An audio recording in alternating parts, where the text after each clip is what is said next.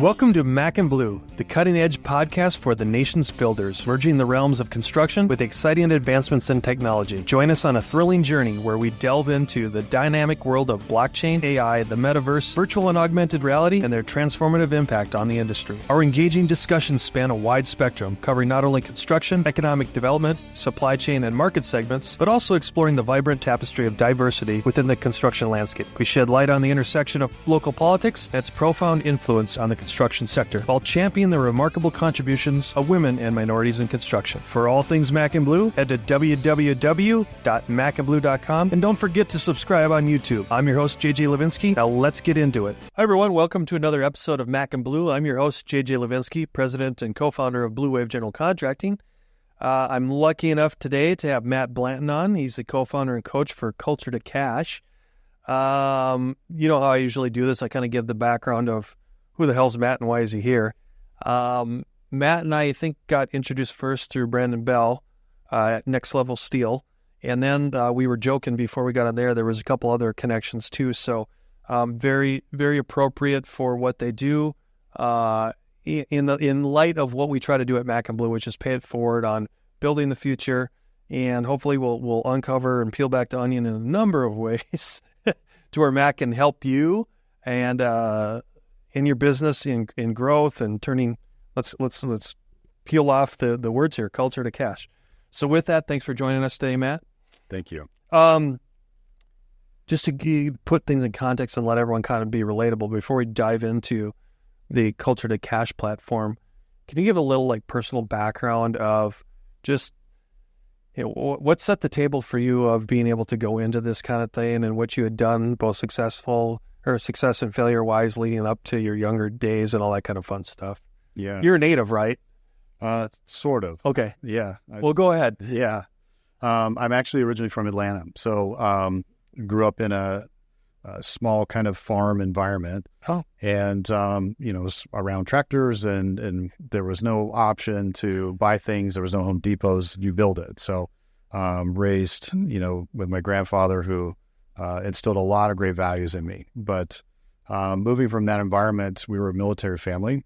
And so we moved around a lot through Hilton Head and Memphis, and then made our way out to our final destination, which was Yuma. So not only a culture shock, but it was a completely new landscape. And spending time down there, I joined Future Farmers of America.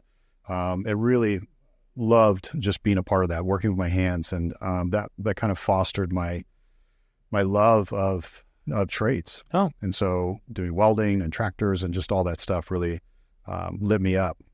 So went to NAU, and but yeah, I've been here since I was in middle school, and at NAU studied business management. Before that, I really got an affinity for what I did want to do, which was work for other people. Repeat that. I did not want to work for other people. Yeah. Yeah, I was a great employee, but also probably a combative one, so to speak. At least he's honest. Yeah. But I would see things that could be better. Okay. And I think that's the way a lot of entrepreneurs start, is just seeing how they could make a better mousetrap, or envisioning how they could create a better use of time, energy, resource, etc. And so that's how it all began for me. So I had little side businesses and things when I was in school.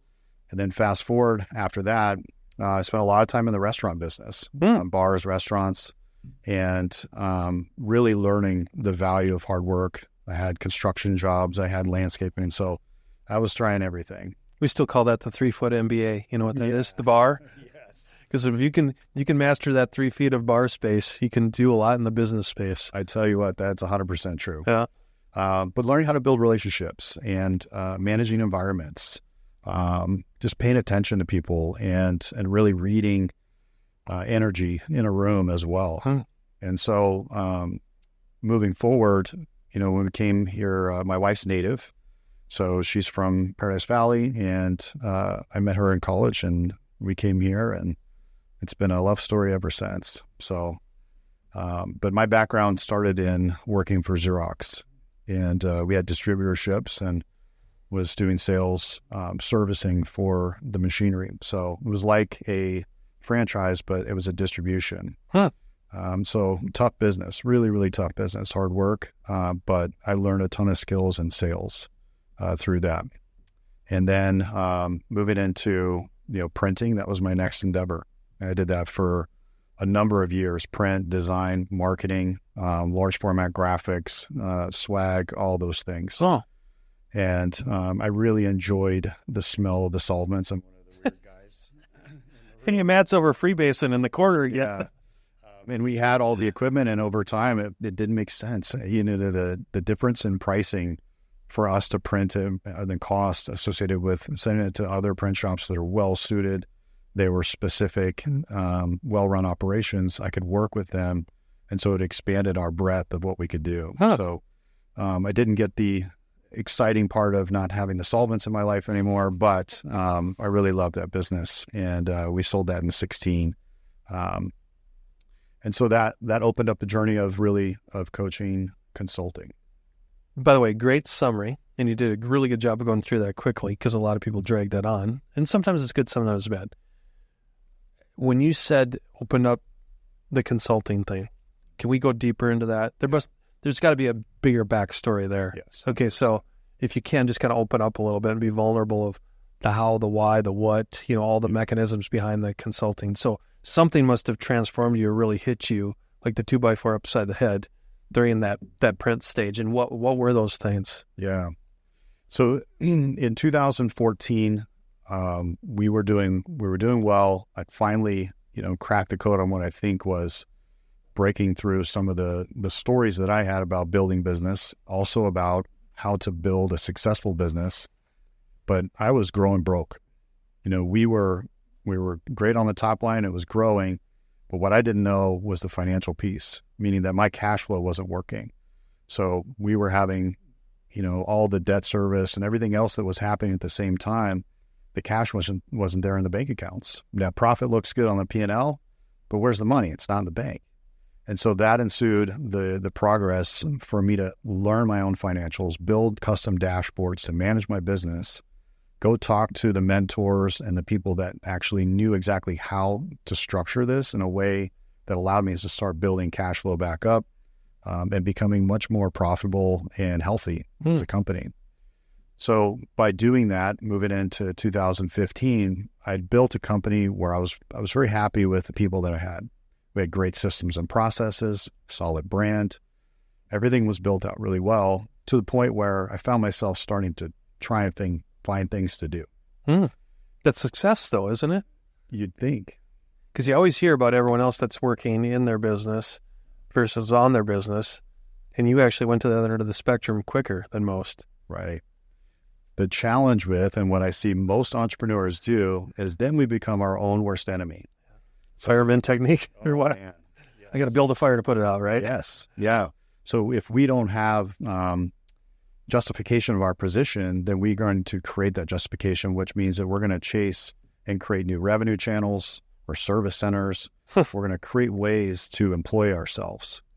Instead of thinking really high-level visionary, trusting our people, and then going through a process of actually looking at those revenue centers and figuring out, does it actually fit? Does it make sense? What's the long-term impact of that? How does it affect cash flow? So instead of going through that, it was summer, and I remember leaving. I told my team, hey, you guys are doing great. I'm going to take off. So I left. We went up to Flagstaff for the summer, and I gave them the keys. And it was the most nerve-wracking thing that I could ever go through. And I went from phone calls and emails to less phone calls and less emails. And then eventually there wasn't much going on. There was like weekly check-ins. And so what I learned from that, although it was very nerve-wracking, was at the end when I came back, my team crushed it. And so I was very proud. And at the same time, I came back to not having a job. I didn't have anything to do. It's like grab the broom, start pushing around. So I was grateful. In the same token, I was very proud of the culture and the people and the systems and everything that had been done. And they ended up having our best July ever, which was supposed to be our worst month ever. Wow. So once I did that, I understood that I didn't have the passion for the business. You did not. I didn't. And that was the tough part. I think it's important. You said, I did not. Yeah. Right. Yeah. So not having that passion for the business, I had a decision to make. And that was either go spin off and do something else and let this, kick off cash and do what it's supposed to do, or sell the business and move on completely. And I chose to sell the business. And we had prepared it to maximize the valuation. And then exit day came around. And here we are. It was on my birthday. Oh, my God. Which, you'd think would be awesome. But my wife and I go to the signing, sign the docs, get the check or the wire. And then afterwards, come back and have lunch at Bucket Rider. And it's like, okay, I'm going to go back to work. Like, it didn't hit, it didn't resonate. There was no emotional connection to what had happened.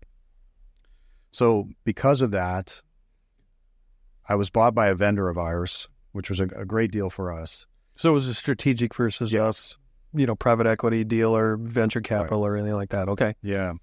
So when it hit me the most, though, is when they backed the truck up and started loading our IKEA furniture and all the things out of the warehouse. And then I was there alone. And that was really tough. All the people, all the culture, all the things, like the energy was gone. Did the deal, did most of the employees stay? They did. Okay. Yeah. So I'm sure that was a big part to you. Well, that was part of it. Yeah. You structured that into the deal. Yeah. They were buying our culture. Got it. And so now that that's done, I'm there in this building that's empty. I kept the building for a little while longer, and I was just lost. Yeah. So. Hey, go back, Matt, because I think, in the remainder of the podcast, hopefully we're going to get into what you're doing now, which is coaching. But I want to go back to 2014, if I took my notes correctly. Not necessarily by a namesake, but who did you reach out? Because you said you went to mentors or whatever. The audience, everyone always wants to know, what was that first step? When did you cross the abyss and make that leap of faith? Can you explain it a little bit? Yeah. So there's, I've been a part of Entrepreneurs Organization. So EO. For the past 10 years. And actually longer. And that was part of it. Okay. So you at least had some groundwork and framework. Yes. Yeah. And there was a program that I went through as well that they do, which is called EMP. It's the Entrepreneurial Master's Program, which was held at MIT. Just affiliation. Outside of that, there's no certification or accreditation, but the process was amazing. And going there and learning with 60 other people from around the world was mind-blowing. Worth its weight in gold. Yeah. And so we had, speakers from Boston Market, all over. I mean, all the great companies, they would come speak to us. It was a beautiful experience. And with that, I created some relationships of folks that I could reach out to. And I had a mentor inside of EO and then also YPO as well. Yep. And that allowed me to kind of kick some ideas around on what this could look like and build with the end in mind. One of the, I think one of the books that struck me as a really big influence was Built to Sell. It just, because it was based on an industry that I was already in, it was a blueprint. Yeah. And it was like, man, I'll just do it like this. And so that's what I did. And that's how we were able to exit. Who was the author of that again? Do you remember? Is it Bo Burnham or John Warlow? I think it's Bo. Bo. Because didn't he have Small Giants too or something like that? If I remember right, I think I read that one. Yeah, good one. Okay, so sorry, I took you down this. Now I'm back. Okay, so you're standing there, you're shedding a tear in your vacant building, and then a joist dropped on your head and you saw the light. No, come on, pick the story back up again because this is good. Yeah, well, I don't know what it's like for other entrepreneurs when they exit their company, whether it be their first or their fourth or fifth.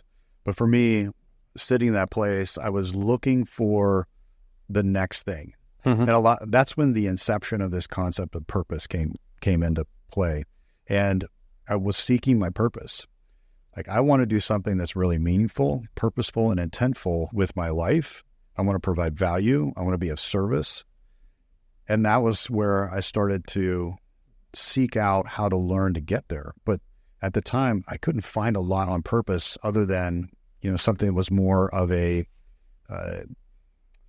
meditations and, practices of going on this hero's journey, which I was totally okay with and learning, more esoteric. But there was something more practical that I was seeking. And so through that learning and journeying, I found a program called Wake Up Warrior out of California. Wake Up Warrior. Right. And so, love it or hate it, it's a men's transformational company. And so going through what they have is called Warrior Week, which is like a hell week. It was the first step in what I was looking for. And so going through that program and process, I come out and then I got invited to come be a coach with them. And so this concept of purpose and really being of service, I felt at home. And so it wasn't the answer, but it was a breadcrumb. Give me a timeline, Matt, of after you sold, was that within 12 months? It would have been within about... Or even shorter? 15 months. Okay, so you're a little over a year then. Yeah. In the meantime, I was day trading. I was finding all the things to do. Matt was being Matt is what you're telling me. I could do this. I could do that. Anything that when you got a little bit of money, it's like... And time. I have time. Yeah. Let me go out and do all these things. Hey, if you don't mind being vulnerable because you're in the coaching business, let me go down the personal side. When you were selling, do you have a family? Yes. Wife and kids? And a wife of a long time, since 2007. Okay. And 2 kids, 10 and 14. So during that time, what was it like on the personal side with your wife and your kids? Was it empty? Was it fulfilling? Was it just what was it like? Because as an entrepreneur, we struggle with that the most. Yes. Yeah. The big piece is it doesn't matter who's around us. They cannot complete us. We have to complete ourselves. Very well stated. If my cup was not empty, but it wasn't full. So I had to go through the work of really digging in, the introspection, and a lot of the process and learning about myself and addressing some of my own narratives and stories in order to make sure that I could fill my own cup. And that took time. It took years. Would you say though that the Wake Up Warrior at least cracked that opportunity? Yeah. Wide open. Yeah. There comes a time when dreams become a reality, when you see your vision materialize into a true work of art.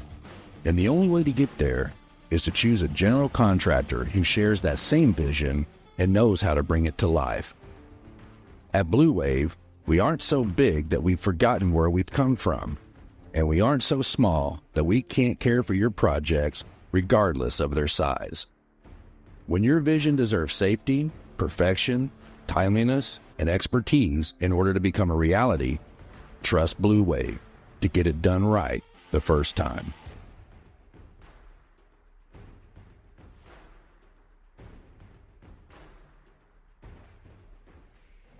Yeah.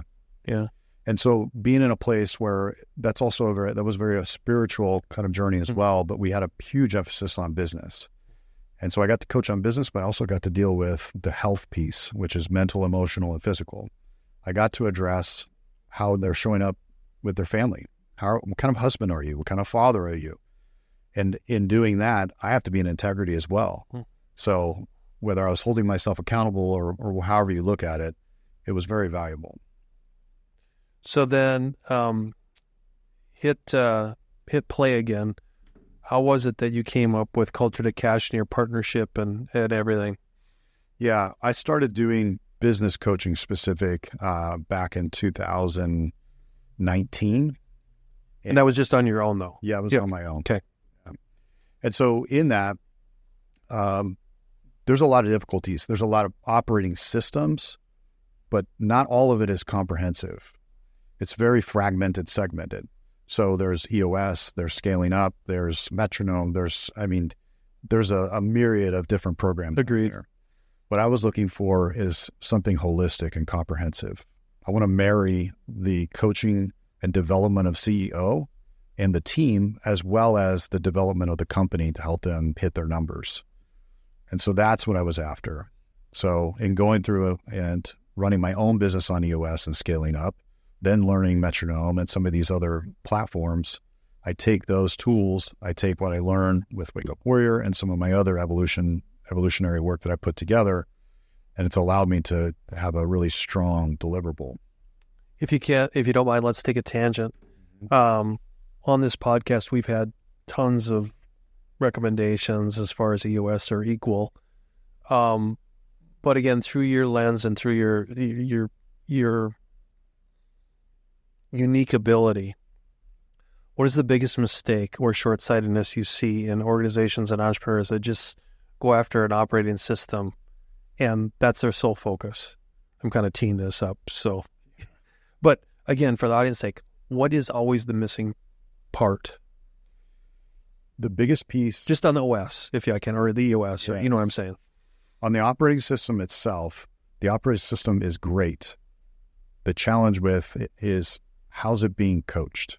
Okay. How are they developing the people? This is always a who question, no matter what. Not a what or why. Yes, it is a. Or would you say, back to Simon Sinek, is it a who and a why? It can be a why. Okay. The why oftentimes is driven by the who. Oh, define that a little bit more. So in the sense that, who do you serve? Yep. Who's our core customer? Who's our avatar? Who are we actually here to show up for? How well do you know them? Because we're not in it for just a transaction. So if it's about a transaction, then one, they're not a good fit for us. But two, you're going to miss the essence of the creation of building something significant. So in order to do that, you've got to understand who you serve. And there's two people that get served there. One is that core customer avatar, and it's also the employee. Yep. And they both have to be strongly advocated for, and the experience has to be amazing. What's Matt's position on the balance of the who and the why? Again, I'm teeing it up. You and I could compare a podcast or Audible book list I'm sure we've all read. Yeah. And we've already mentioned a couple names of books and authors, and you hear that all the time. Or a classic one is, well, you have to put the employees before the customers. And then you have another one to go, no, slightly put the customer ahead of the employee, and all those kind of arguments. I'm just curious though, what's Matt's perspective? I believe in it. This is an and, it's not an or. And the understanding is, your mind share of your employees that are there are going to give you your best ideas. They're going to create the best experience for the customer. And this is it's not a process of just my experience, me sharing. It has to be a collective of the entire team, the entire organization. If they don't have a voice, your customers don't have a voice, then you're not able to deliver this wow experience that everybody's after. So it does involve them. And if you're not wanting to hear the opinion of the people that are in the room, you got the wrong people. Well stated. Sorry, I took you down two different tangents. Okay. I wanted to get back. So let's go back. You're there, you're doing your coaching in 2019. You had grander schemes of more holistic approach. And then what?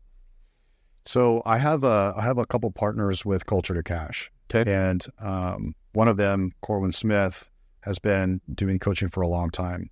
He has a similar story in the sense that he exited his company about the same time I did. He was also in the trades business. Oh. And his experience really was what grounded him in deciding to go to work to create a different level of coaching experience for his clients and to put it out in the marketplace. On the other side, I've got Nick Scarabosio, who is a tech whiz. He's incredibly talented at systems and processes, but we each have our different lanes that we come at. Strategy versus more holistic approach when it comes to the personal development of the CEO. For us, we see all of these things coming in at the same time. Huh. So part of where Cora comes from is doing the coaching for a long time. You figure out what's working, what's not working. And so we take what's best practices and we get rid of the rest. We'd rather just run an 80-20 Pareto's on this and make sure that we're only delivering what actually works. Not the fluff, but where are we actually going to move the needle? And do we have people that are willing to actually do the work? So it's one thing to stroke a check and to have somebody come in, but that's the easy part. The hard part is we have to look in the mirror and take stock and figure out where do we have to shore up our deficits and where are we doing great? Everybody has a zone of genius. How much have they discovered that and understood it and then able to put themselves in a place where they're able to live that out? So if I could go back then, Matt, between the three of you, is there like a word or a phrase for each of you that you can define what angle from coaching you come from? because we didn't explicitly say it, I'm kind of asking you for the audience sake, like, all right, Matt's the feel-good holistic guy, and then your other, was it Nick? Nick? Yeah, Nick's the tech whiz. Okay, so what are the three definitions that you give to those pillars? Yeah, I would say Corwin is great with strategy. Strategy, okay. Yeah. Nick, execution, systems, processes. Okay. Myself, more about the people. Got it. Yeah. If we could compartmentalize, that would be it. So you're kind of the glue too. Those two, and I'm sure your audience is very familiar with personality profiles. Oh yeah. But I'm dealing with two DIs, which they move fast, very fast, and very competitive. And the analytical side sometimes isn't the piece that they're focused on. So I'm the one that's always like, hold on a second, let's look at this. And so I'm probably the one that slows us down sometimes. Yeah. Okay, so talk to me about, you finally consummate the marriage between the three of you, quote unquote. And what, again, you don't have to mention names, but what was it like with the first clients? Because it was just a few years ago. Right.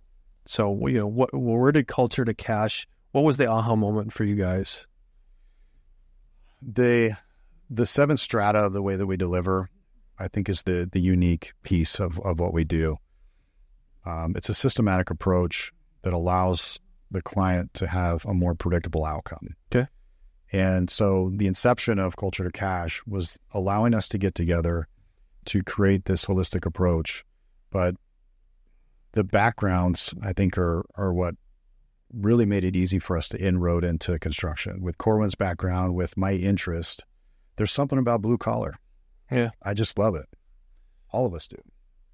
What, do you want to go down that is it the 7 strata? Do you want to just touch on that, or is it not worth it? Nah. Okay. I mean, I think it's normal stuff that people would already know. Okay. Yeah.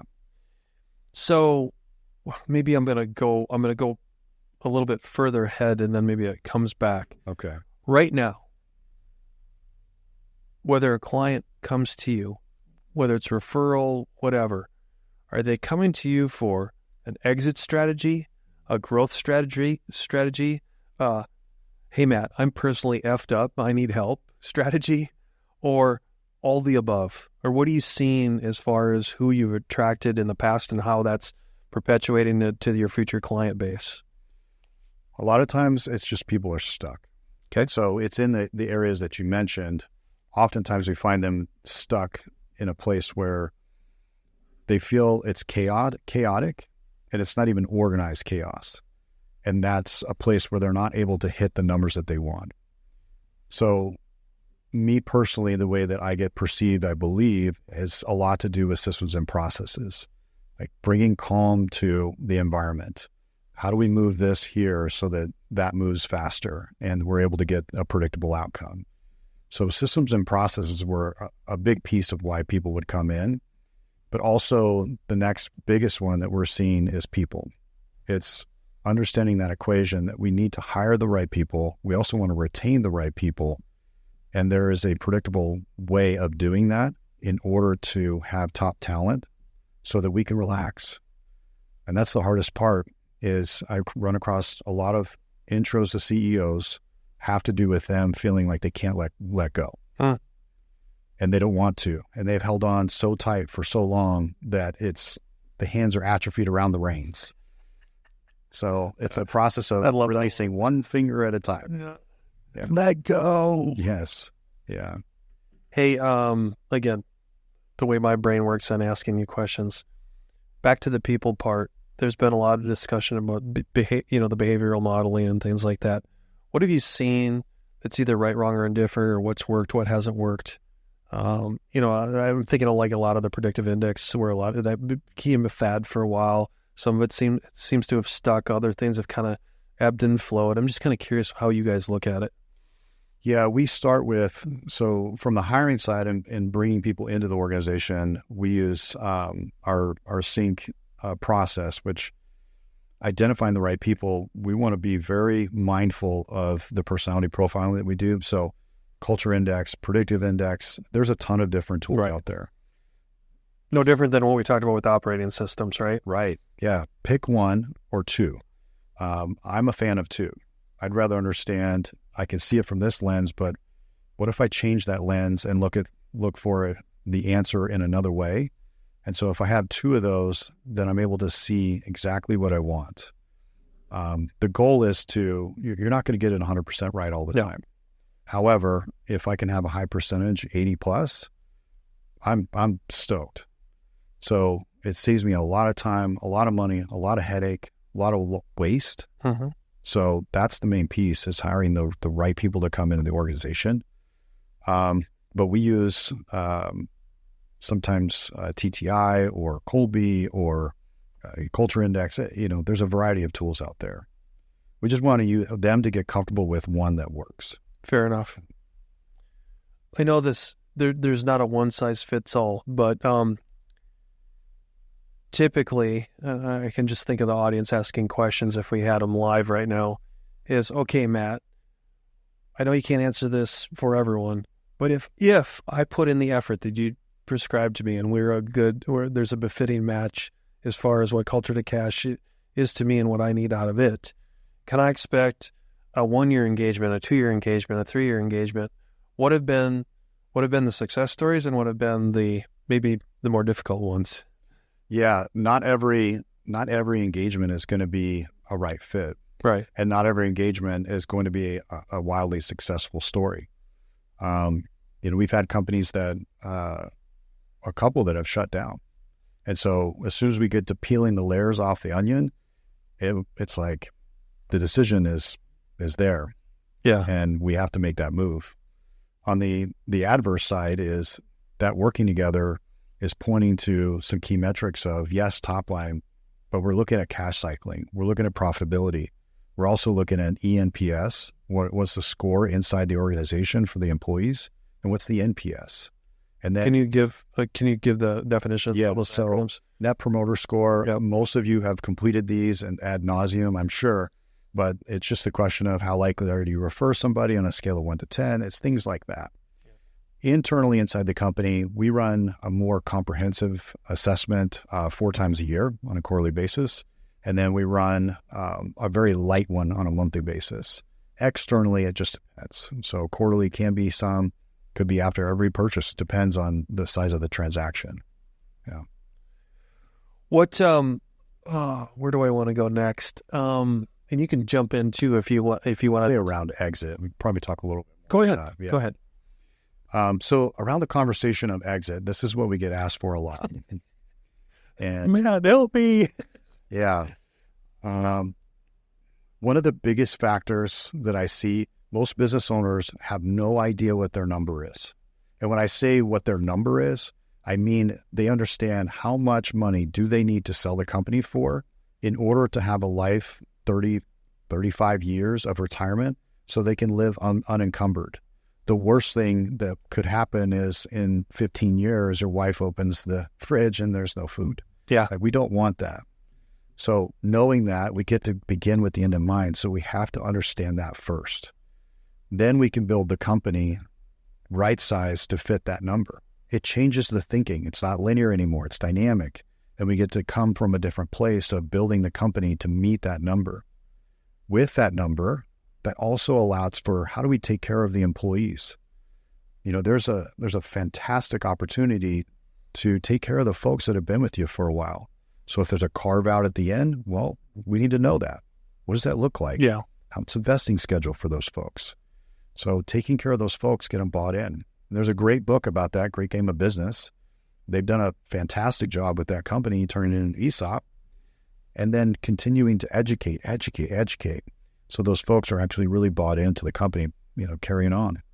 But yeah, the idea of exiting a company has to start with that number. Huh. Beyond that, then you get to have fun. Then you get to create. Then you get to see, all right, well, the next 3 years, here's where we want to be. What's the market look like? Then we do evaluation. So we run valuations from 2 different softwares on the companies to understand what is the value of the company today as it sits. So 1, we have our number. We understand what your number is that is important to you to know how to retire. 2, we understand the value of the company. So the third piece is the building and the structure of the company. So it's not necessarily a when. It's just, it's going to happen.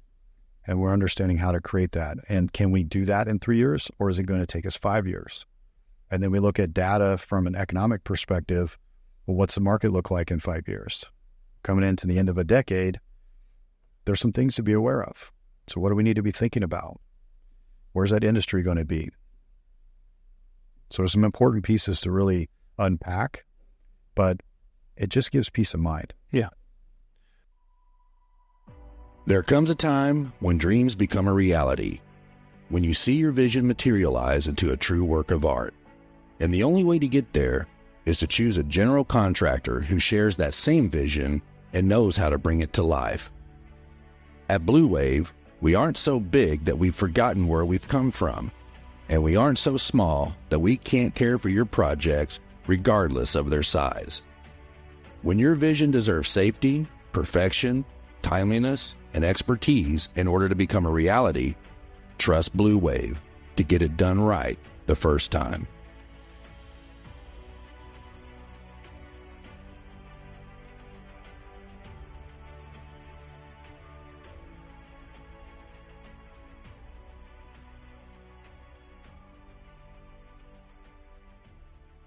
How does that approach or strategy differ from when someone comes to you and says, I'm stuck, I don't want to exit, I just want to grow? Is it completely different or just subtly different? I think they're asking the same thing, and if they're not, they're going to be asking that same question, because you have to know your number. Yeah. So growth for growth's sake, while that's a novel idea, you're going to get surprised. It will happen. Mm-hmm. In construction, specifically real estate, every industry has a level of surprise, ups and downs, and that's where we want to pay attention. We have to build the war chest. We've got to understand our structure of our systems and processes and people in order to be able to create this company so they can withstand the storms. You know, a house built on sand is not really a house that's going to be around a while if a storm's coming. So build on bedrock. So let's go to the personal side, which I think is probably one of your strengths and testaments is like, okay, so you talk to an owner, an entrepreneur, a CEO, whatever, and how much time and effort do you have to spend on them on, again, looking in the mirror, introspectively, within all those kind of words that we threw out. And if you can, again, don't mention names, but think of some of those really hardcore cases that you were able to crack and how that really transformed either that person or that organization. I'd say some of the biggest, what I would call success stories, come when I can see somebody cry. Okay. And I know that sounds bad. No. But ultimately, it's an expression of emotion of gratitude. And that's the piece when I know that we've cracked layer 1, 2, 3. It's the ability to recognize, one, so many of us, and I'll include myself in this, are running around with this level of imposter syndrome at times. It's a real thing. We either don't belong, and it could be in a certain room of people. It could be in a business, group. It could be at home. It could be a lot of places. Or there's a level of judgment, and we've set standards for ourselves that just aren't really necessary. And so on the personal front, if I can get somebody just to see themselves for who they are, if they can address their stories from a third-party perspective in a way that allows them to see, is that serving me or not serving me? So we have a tool called a visionary blueprint, and that visionary blueprint really maps out who they are and where they're going. That's why that comes first before we even go after designing the company. So it allows us for them to take full stock and ownership of where they're at and look at their situation with their spouse, with their kids, with themselves, their physical, mental, and emotional health, looking at their friends, their friend groups, how do they invest their time, just how are they showing up? And that level of truth doesn't take much, but to actually take some minutes to look in the mirror, eye to eye with yourself, and you can figure out if you're in integrity or not. And so that's for all of us. At different times, we just do a check-in. And so during that process, that's what we're looking for, is those check-ins. Find out what's working, what's not working. And then also giving gratitude to all the hard work that we do. Most of us don't give ourselves enough credit. And we carry a lot of childhood stuff. It's probably a buzzword these days from, past life stuff and things that happen in childhood. But what can you do with that? Yeah. And so we want to get to a place where we're just addressing it, but we have to move forward and we have to be positive in that move. Well, it was like you and I were talking before we got on air. The kind of the journey I went through with what was called traumas, and yes, I cried. But the trauma wasn't what people think, right? Wasn't that, I had a family member tragically killed and that scarred me for life. It was something so subtle as being stereotyped as a child because of the way I learned that pigeonholed my own brain and subconscious into my own trauma. And once I got through that, it was like, oh my God, the whole world opened up to me again. I'm sure you see it too, and that's what I guess I'm trying to do in this podcast and having you on is say, hey, don't be afraid of that, because it's not what you think when you hear trauma. And yes, there are, I don't want to belittle it and underscore it, but there are plenty of people that have real traumas out there, suffering, whether it's abuse or suffering the loss of someone special at a very inopportune time in their life. But there's also all these subtle traumas too, that I could give example after example. And we see it all the time, especially in our educational model right now with our children and all those kind of things, which I'm sure we could spend tons of time on. And so anyway, I just wanted to kind of interject and say, hey, listen, to Matt's point, there's much more, there's deeper connection here than you can possibly fathom. So don't be afraid to open up. Yeah. And I would say specifically to construction trades and that industry and some of the other more like blue collar type industries, it's a very machismo thing at times. And that's not okay to share, express feelings. And so it's a process to go through. However, there's a way to get to it. And it doesn't have to be what you'd consider as, somebody sitting or laying down on the couch and processing their feelings. No. There are some easier and different ways to go about it. And through that, addressing those stories, like we are a product of our stories that we tell ourselves. And if our subconscious is 95% operating and in control, and only 5% is the stuff that's on the forefront, it'll serve you to go in the background and clean that stuff up. There's great tools out there for that. That was well stated. What are there any? I don't want to get this. I know this sounds awkward, but I have to ask it. Are there any trends or patterns that you're seeing in, let's call it post-2020? I realize you guys started in 2019, but you know where I'm going with this is the post-2020 syndrome, if you want to call it. Are there patterns or things you're seeing in organizations and people that you're concerned about? That's a great question. The companies that we work with that operate with a remote environment or hybrid, they're trying to find their footing. They're trying to find their voice and the way that they want to operate. And they have to be very clear on who they are and what they stand for. If they don't, it's going to come off wishy-washy and it's not going to come off certain. And their employees are going to push back because that's what they're after. That's what all of us are after, some level of certainty. I want certainty in my pool guy that he's going to show up on Tuesdays at 9 a.m. and clean my pool. You mean you can't do that virtually? That is not a virtual job. Come on, Matt. What's your problem? Figure that shit out. I know. So for me, it's looking at getting very clear about who you are, what you stand for. And when I say what you stand for, it comes back to this core purpose or this why, like Simon Sinek said, of why are you there to exist? If you're there to exist and you can do that from a virtual platform, okay, entertain that. But we still need connection. Yeah. We still need a human connection. And I'm very pro human connection when it comes to the workplace, of having a place where you get to have proximity to others, because that creates energy. There is just a level of creativity that will not happen virtually. So from a trend perspective, I like to see companies bring employees back. And you can have some level of hybrid piece where it may be 3 days a week. Yeah. Whatever it is, just allow that connectivity and then schedule your creativity time blocks with them and brainstorming and all that on those days.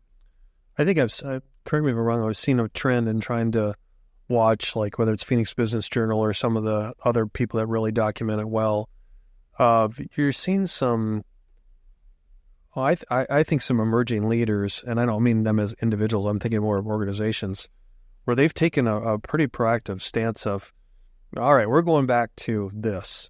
And you like I said, rigid, but a flexible rigidity, if you want to call it, to where, all right, 3 days a week, it's in the office. There no questions asked. Okay. And then fine, we'll have Monday, Friday flex or something to that effect. But I'd love to see the data out of those organizations that have made the flip in the last, call it 12 months, to see how that's been driving, how it's driving their culture, their KPIs, or whatever way they're measuring their success. Is anything to opine on that? Yeah, I see it as probably a product or service that they're doing, and it could be a transaction size as well. As to what makes sense for remote versus not. I've seen companies, we had a previous company that did very well in a space where they were 100% virtual, and then they went from something that was all in person. The difference is they're really good at driving culture, and the CEO is the master of creating experience, and wow. He is. A big difference. Yes. Now, if you're not that person and that is not a culture you can drive, it may not be the best fit because it's going to be flat. And again, what's the promise that's made to the customer? If the promise is that we have people engaged, that are, joyful or fun, or whatever the core values are, can we fully embody and live these? And I mean by rating this on a scale of 1 to 100 and seeing where you're falling each week. How are we showing up? And if that's going to be lower, you're going to want to be in person because you need to drive that just by proximity. What, with you and your partners in the culture to cash thing, what are some of the coaching aspects that you think surprise your potential customers that they never thought of? In other words, they come in with a linear expectation and they leave with a XD experience of going, wow, Matt and his partners, I never thought of it that way. What are some of those tangible takeaways that you find very rewarding that you guys are aspiring to as an organization? Did I phrase that appropriately? Yeah, I think I understand. The big difference, we're going to go where we need to go, not where you want us to go. Bingo. And that is sometimes that comes with its level of conflict. And if we're paying attention to, Patrick Lencioni's work of 5 Dysfunctions. Another great author, by the way. Yes. We're going into the conflict, and it's in a respectful, healthy way. We're looking for that debate in order to get to root cause. And that's the big piece, is we're not afraid to go into the dark. And we're going to call things out that we need to call out within reason. We're going to have those tough conversations with the CEO before we walk into a room and make sure they're comfortable with whatever decision we're making. However, we have to go in and look at the dark corners because that's where the growth is. That's where the opportunity is. That's where the profit is. Yeah. The dark corners. That's a good one. How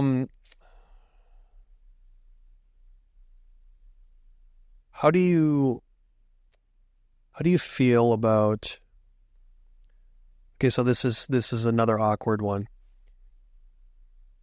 You guys did this because it's befitting of what drives you and back to your why and your who and all those kind of things.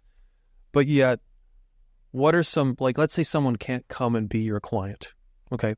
What can they do at a minimum of coaching and being mentored and opening up? And you have to get that question sometimes, like, Matt, we're not a good fit, but damn it, I need help. Where can I go elsewhere? What other options are there? It depends on the need. If the need is on the personal front, there's a ton of resources. Ultimately, on the business side, man, I love Alex Hormozy. He's got a ton of value, and he gives it away every single day. Cody Sanchez gives it away. She's got a lot of great stuff with the Contrarian. There's resources there. There are free tools abundant everywhere. So figure out what the main problem is that you can see Or I think the first big steps, just do CEO 360. Go interview and send questions about you to your family, your friends, and your employees. It's a tough one, but it's probably going to yield the most fruit. They're going to point out and give you the perspective that you need in order to understand where you're falling short and where you're also successful. We never give ourselves enough credit, but we also sometimes don't give ourselves the perspective in the dark corners to see where we need to improve. And you can do that through Google Forms. So send that out to a select group of people, tell them that you welcome truthful feedback, and buckle up, because it's not always going to be pretty, but that's where the growth is. They're going to get some good feedback that you can take and figure out what next steps are. Yeah, that's good information. Let's take a little bit of a different turn here. We've talked a lot about, I would say, the philosophy behind this, but talk a little bit more about culture to cash as the organization and what you and your partners are trying to do, either with existing clients, future clients. I mean, we've kind of dabbled it, but I guess I'm actually asking you to kind of go a little bit more granular of, where's your call to action with the audience, either engagement or giving advice or even soliciting, anything. Our core purpose is really about driving to $5 billion in valuation. That's our first milestone. Okay. So that comes in the form of exits or existing employees. So our goal is to get there as fast as possible. We want to work with companies that are interested in growing and doing it the right way.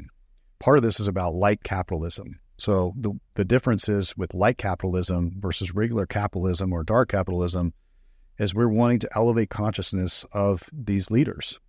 So those that sit at the table, the CEO, the C-suite, et cetera, we want them to start operating with a higher level of integrity and actually giving something that's more useful to the community.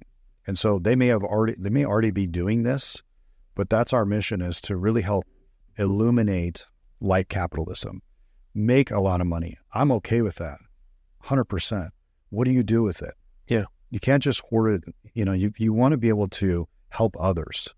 And so whether that's a mentoring program or that's giving back to your own community through outreach, whatever that is, however you're going to give back, it's the ability to really elevate your business. It gives you a core purpose to drive faster and harder in a way that you have a mission behind it of what you're going to do with the money. So for us, we love this idea of building $5 billion valuation in light capitalism, because we get to really make that amplified. It's a huge pebble in the pond that makes a lot of ripple. So on that, not to put you on the spot, do you find, is it easy for you to take your current customer base and combine it and then grow that holistically as well? Or do you see, and I realize not everyone's going to join the gene pool, but you know what I'm saying? I would think that if your mission is a success and your ethos is a success, then a lot of those companies will be like, hey, Matt, put us in touch with your other companies and let's grow this together. Is that too altruistic or is that actually happening? I don't think so. And in fact, that's actually one of the things we're working on right now. So we're building a leadership summit program. Oh. So in September, we'll have this leadership summit that we're doing. And the whole purpose is a 3-day intensive where they get to come in and really build and truly have and be surrounded by people that are willing to go into the deep, dark unknowns. And they also want to build something really great. So for us, having that room full of those light capitalists, that's what we're after, is integrating that. Some of our clients already know each other. Yeah. In some way. Yeah, because you guys get a lot of referrals, but yeah. Still. But that's our goal. It's to get in this level of leadership that's driven by this bigger calling. Right. And it's really purpose-driven. It's having fun. We mentioned Brandon Bell. I don't know that I've met anybody more dedicated to people than him. Yeah, he's a unique fella. His superpower is really connecting. Well, and so I'm looking for others that are interested in really caring about the folks that they're serving. Not only the clients, the vendors, employees, but the families and their families. It goes a long way. So there's a way to make this thing grow. In the short time we have left, before you give all your contact information, I want to go into a very we mentioned it very early on in the podcast, but I want to talk about the spirituality piece because, again, I don't think, especially men, we have a hard time talking about it, and it's not religion and it's not faith, it's spirituality. Let's be clear on that one. But that was my breakthrough moment. So, and I don't know how to help describe it to other people until I just encourage them to let down and go through it. You're a coach, though. For the audience's sake, what does that mean, and how can someone start the spirituality path to kind of open up all these other avenues? I know there's not one. I just want you to approach the subject. Yes. There's a lot of great influencers to follow in the space. However, it depends on their appetite and willingness for where they want to go. True. And so, I went and did ayahuasca last September. Yeah. Was going pretty deep. That's deep. Yeah. However, what I got out of that was insanely powerful. It forever will change my trajectory of who I am and what I do. So nobody has to go that deep. They can easily go and There's progressions. There is progressions, yes. It's a stair step. Yeah. And so through that process, I'm an advocate for different types of therapy. And it's not that therapy is utilized in order to, that you're broke or something, Yeah. There's a stigma to it. What I would encourage is start to consider like EMDR, neurofeedback, brain mapping. There's more of a pragmatic approach to it in the sense that there's something there and there's some stories, and you have somebody that's kind of pulling on that thread to that story and figure out, that's a story that's not serving. And then they'll go help you move through that with these different modalities. And so through that, then you open up, it's like going through these different rooms of a house, and then one gets bigger than the next and bigger than the next and bigger than the next. And all of a sudden we have all this space and expansiveness, and we're able to show up as our highest and best selves, which is what we're all after. I like that. It was funny because I've been joking with another individual that I won't mention names. I said, I'll do the digital twin. Like, hook me up to everything. I don't care how effed up I am, how wackadoodle I am. I just want to see what it does because I think there's tremendous insight. Like, if I could model myself and let someone learn from my mistakes, I think it'd be like cool as hell. Yeah. People are like, you'd be willing. I'm like, listen, everyone's going to know everything about everyone anyway, eventually. Why not just be one of the first adapters to it? Yeah. So I know it's kind of crazy, but anyway, it's just, no, thank you for touching on that one. So yeah, with that, Matt, we've kind of come to an end here, but again, I want to do justice and let everyone know, please, go through how to contact you, maybe re-mention you and your partner's names, kind of some of the spaces you play in, or who can connect with you and how. Okay. Great. So you can reach us at culturetocash.com. Somebody that might be a good fit for us is if you are looking to create an exit strategy for your business, and you're really trying to figure out what's the first best step.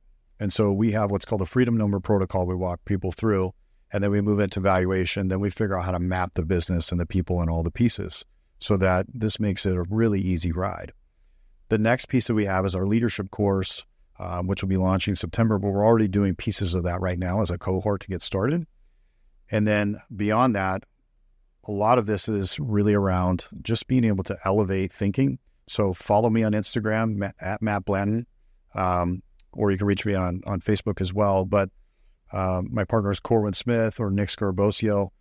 You can find us on our website, Culture to Cash, and learn more about us. We're constantly putting out content. I'm trying to help. Yeah, so I was going to ask you too, are you guys, other than what we're doing here today, I assume you're on other podcasting venues or other platforms of sharing, the expertise in your space. Yeah. So I'm sure they can find you.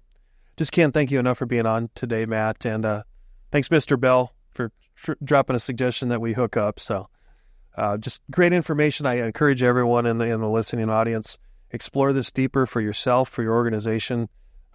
Really no bad can come out of this.